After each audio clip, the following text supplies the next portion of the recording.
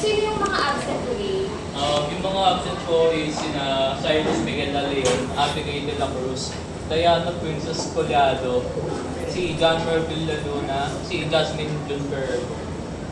Okay, so send mo na lang sa akin yung mga listahan ng absent. And before we start, please clean all the trash and pakiayos po yung lamesa, ay yung tables. So, our topic for today is Sony Disman Evolution of Portable. So, before we start,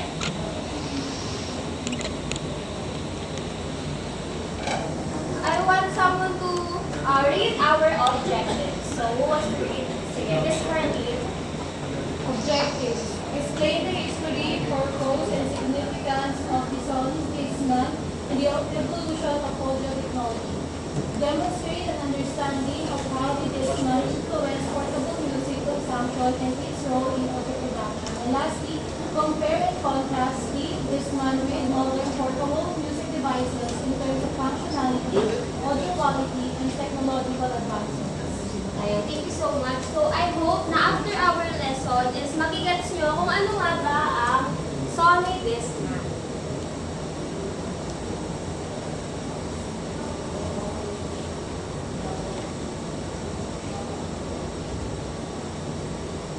So, before we proceed to our lesson proper, I would like to ask everyone na recap. What were the earliest forms of recorded audio? So, if you still remember, there are three earliest forms of recorded audio. So, what do you think are those? I know na natulog sa inyo, and is there someone who want to raise your hand? So, I guess wala pa. Hindi pa yata natapos. So, the earliest forms of recorded audios are, number one is the phonograph. Oh, no. Sorry.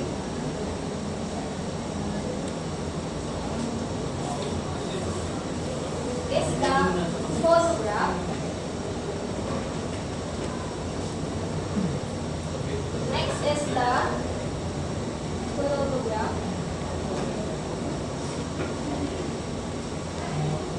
The gramophone, which uses vinyl records, and syempre, vinyl records. Those were the earliest forms of recorded audio.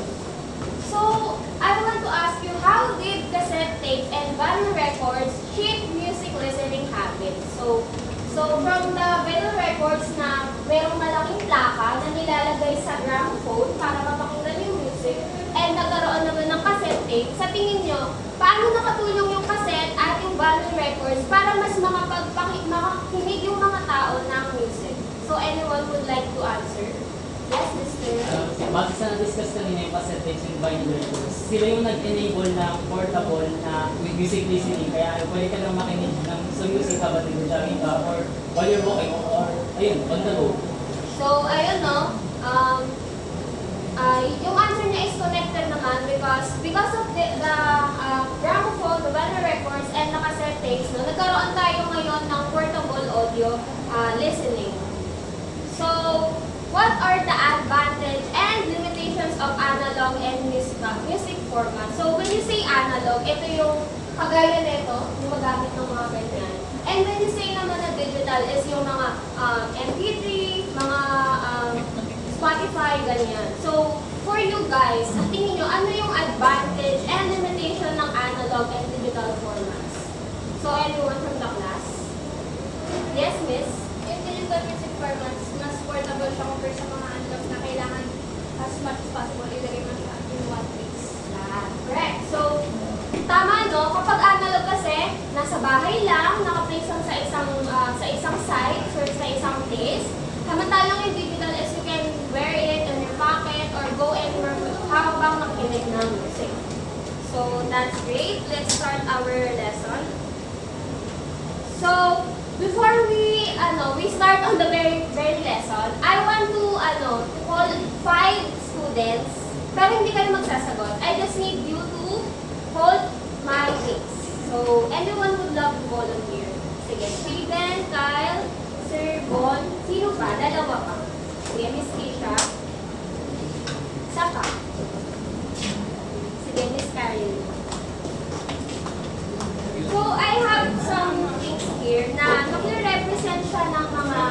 dating mga music, ginagamit na mga paraphernalia para makakinig ng music. So, dito po tayo sa gitna. So, first, please hold gramophone in the reference. Yan. Next is the cassette tape or the Walkman. The CD, the MP3, and the Spotify, of course. So, anyone from you, if you were living in the 1990s, how would you listen to your favorite songs on the go? So, anyone from here na nakaupo, kung kayo ay nabubuhay pa noong 1990s, sa tingin nyo, ano sa kanila, or sino sa kanila yung sa tingin nyo gagamitin nyo para makinig ng paborito nyo? Sige, Miss Curly. Siguro po sa akin, mamiss yung hawak ko ni Yuri, yung Walkman. Kasi kung makikita naman po na pwede ko siyang i-carry sa kahit saan. Although yung hawak naman po ni Kyle is very convenient nowadays. Pero kung iisipin natin, sinabi po sa tanong, we were living in the 1990s. So, siguro po prefer ko po is itong Walkman po kasi convenient po siya para sa akin. And gusto ko po yung mga sound na parang ganito yung vibes na. Yeah. So, nice answer, no? So, if I were to be asked to kung ano yung gusto ko dyan, I would love the Walkman too. Kasi it's very nostalgic. And as a person who loves music, marami akong set ng cassette sa bahay. So, ayun. Thank you so much sa inyong mag-volunteer. You may now sit.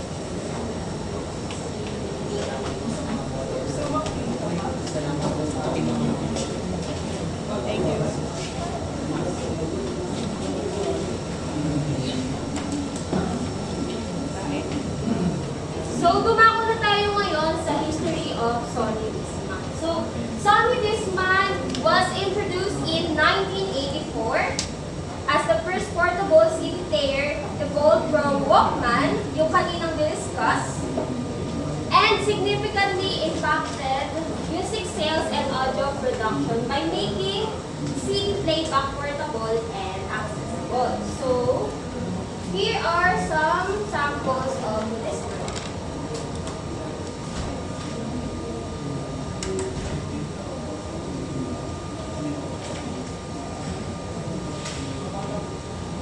So, ito yung iba't ibang klase ng Discman.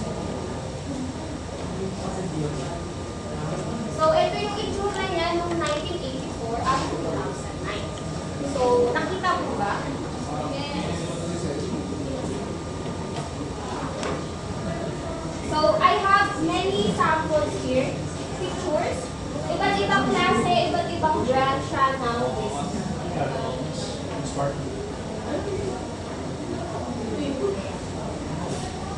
So, may kita niyo iba't ibang itsura, iba't ibang klase. Yung iba mukhang rice cooker, yan. Pero lahat yan is mahal, maganda, at maganda yung pinoproduce na sound quality. So, after the Walkman's huge success on CD or compact disc was launched, ayan na, ito na yung compact disc. This is the compact disc. Ayan. Ayan yung itsura niya. Tapos, ito yung likod niya.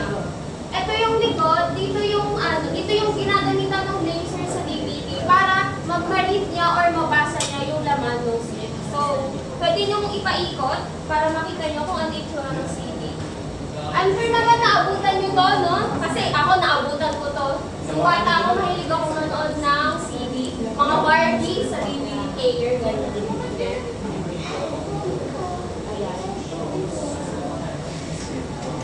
So, nabuo yung CD dahil sa collaborative effort ng Sony at Philips. Class, I hope nakikinig pa kayo.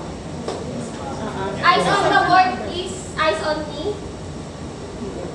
Ayan. So, the evolution from Walkman to Discman, a joint task force of engineers. So, yung engineers ng Philips at ng Sony na si Keith Schommer-Emick at si Toshi Dadoy, sila yung nag-develop para magawa yung CD at magkaroon ng Discman. So, nirelease nila yan yung first CD player noong November 1984.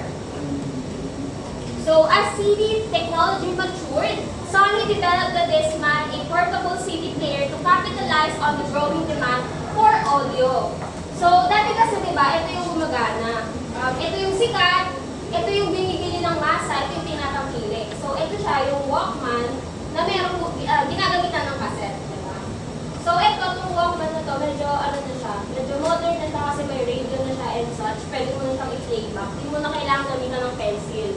Pero, nung after kasi niyan, syempre, may mga bagay naman talaga na lumalaon is hindi na nagagamit, then nag-evolve, di ba? Nagmamature na yung mga tao sa paggamit ng digital format. So, nauso na ngayon yung CD, which is, eto na nga siya. Ayan. Eh dahil nga doon, syempre, yung Walkman nga, yung cassette nga, di ba, may Walkman, portable nyo siya kung papakinggan kahit saan.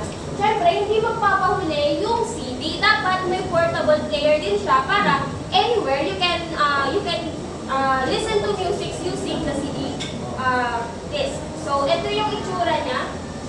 Ayan. So, based sa sinabi ng tatay ko na syempre, naabutan niya yung ganito, nung time na to, hindi na ito nakaabot sa kanila. Ang umabot ko sa kanila is yung ganito na siya. Ito na siya. Yung ito, hindi na nila naabot kasi ang sabi ni father ko is Japan daw. Ito yung model na ito. So, nung time kasi nila, ng father ko is mahal talaga yung Discman. So, ang Walkman lang yung nakayanan nila. Kaya eto, meron akong realya ng Walkman. So, ito yung sample ito na yung pinaka-close na sample na pwede kong maibigay sa inyo, which is yung radyo namin, pero yung ibabaw niya kasi, nilalagyan ng CD. So, nakikita niyo yung part na yan, yan yung, nag-read ng CD. May laser dyan, tapos kapag in-insert mo yung CD, mag-replay siya. Yan, ganyan yung itsura niya. Tapos, i-close mo, yan, tapos may mga bubbles dyan para mag-play. So, ayun yung sample na sound.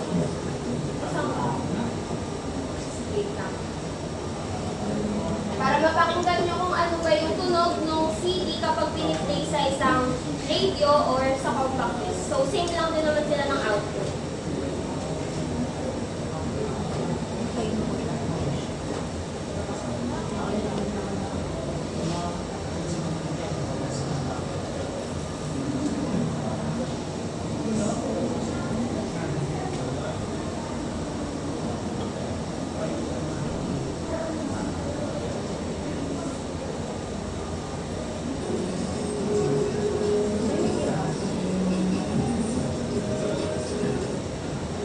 Walang hina, pero sana narinig nyo. Sige, ulitin natin.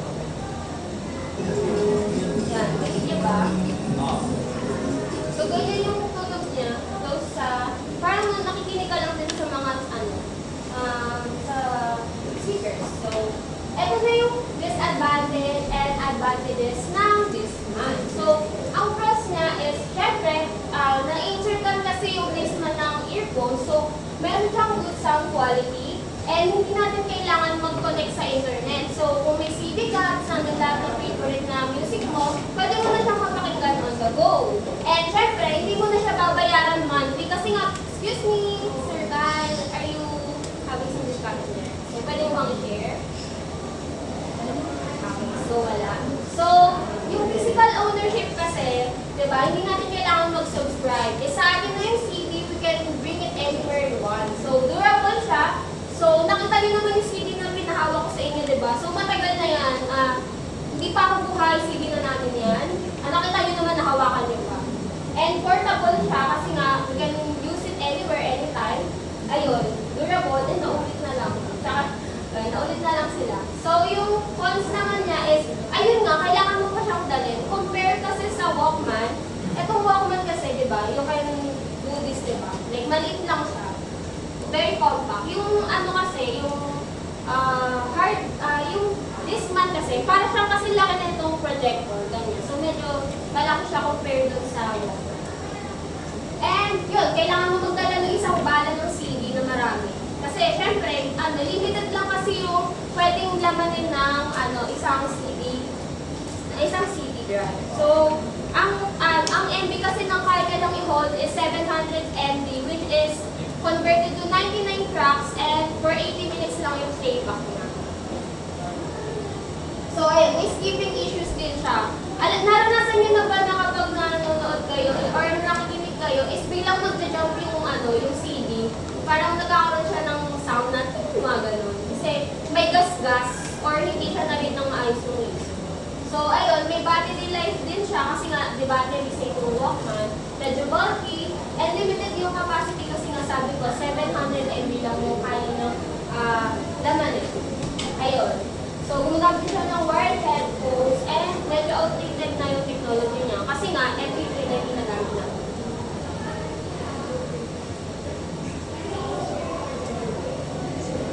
So, ano nga ba yung naging impact ng music sales and ng music sales sa audio production? So, the Discman revolutionized the music industry by making CDs more accessible, boosting sales, and surpassing vinyl records. Its superior digital audio quality proof the shift from analog to digital formats, while its portability changed music consumption habits. So, nung time na yan kasi is, mas nag-revolutionize yung paggamit ng music dahil sa CD kasi digital na siya, marami ka nang pwedeng mag-produce na copy. Hindi kagaya kasi nung kasi medyo pricey siya compare sa sa CD. Ang lang, kinalungkot ko lang sa CD is dahil namura siya and madaling i-reproduce. Yung iba, pinapirate nila yung mga CD.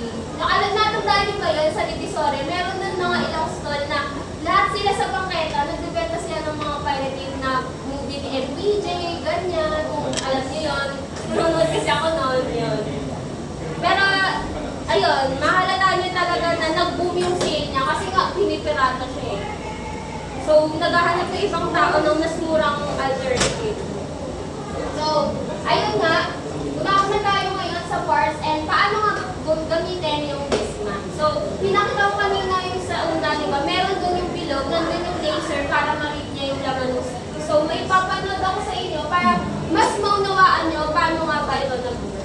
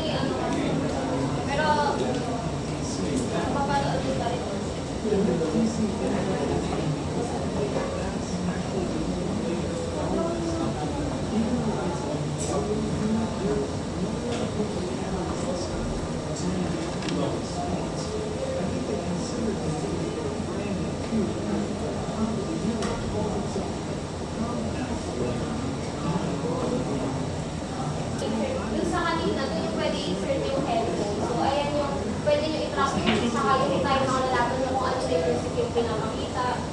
Sunod-sunod. So, in-explain niya lang din sa video na yung pen kasi na yan, yung pinakita niyang sample is yun, yung unang-una, yun yung nabili niya. Ayan, makikita nyo merong umiikot yung CD.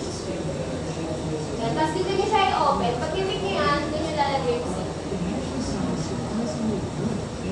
So, medyo maano kasi yung speaker, pero pinakita niya rin dyan kung ano yung sound kapag kinonect sa speaker yung yung Discman. So, next na tayo.